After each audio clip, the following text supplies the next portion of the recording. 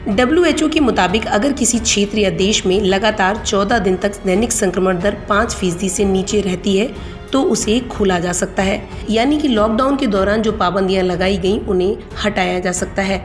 इस मापदंड के हिसाब से भारत में दूसरी लहर का अंत माना जा सकता है, लेकिन इस बीच WHO ने एक ऐसा दावा किया है जो कि चिंता बढ़ाने वाला है और भारत को खास तौर पर इससे सचेत हो जाना चाहिए। WHO ने कहा है कि कोरोना वायरस के नए डेल्टा वेरिएंट के चलते वैक्सीन भी बेअसर हो सकती हैं। विश्व स्वास्थ्य संगठन के अधिकारी ने कहा, आने वाले दिनों में कोरोना के ऐसे नए म्यूटेंट एक्टिव हो सकते हैं जिनके चलते वैक्सीन का असर कम हो सकता है। गौरतलब है कि डेल्टा वेरिएंट के म्यूटेशन के चलते डेल्टा प्लस वेरिएंट पैदा हुआ है और डेल्टा वेरिएंट पहली बार भारत में ही पाया गया था।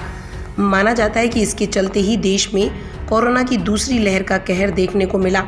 ब्रिटेन समेत कई अन्य देशों में भी डेल्टा वेरिएंट का कहर देखने को मिला है।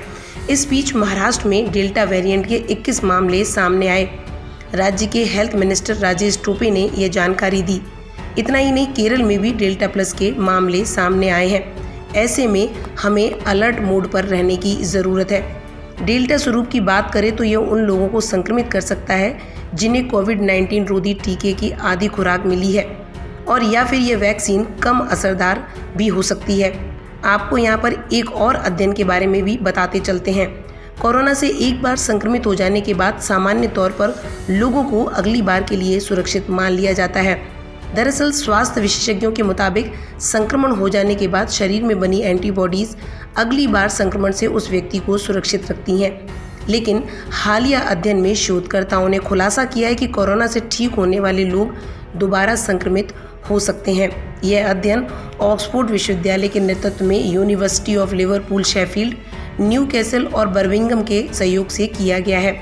अध्ययन के प्री प्रिंट रिपोर्ट में वैज्ञानिकों ने बताया कि लोगों में कोरोना के एसिम्प्टोमेटिक लक्षण हो रहे हैं या सिम्प्टोमेटिक, इसके आधार पर लंबे समय तक कोरोना के संक्रमण से सुरक्षित मानकर चलना सही नहीं है, विशेषकर तब जब कोरोना के तमाम तरह के नए वेरिएंट्स सामने आ रहे हैं।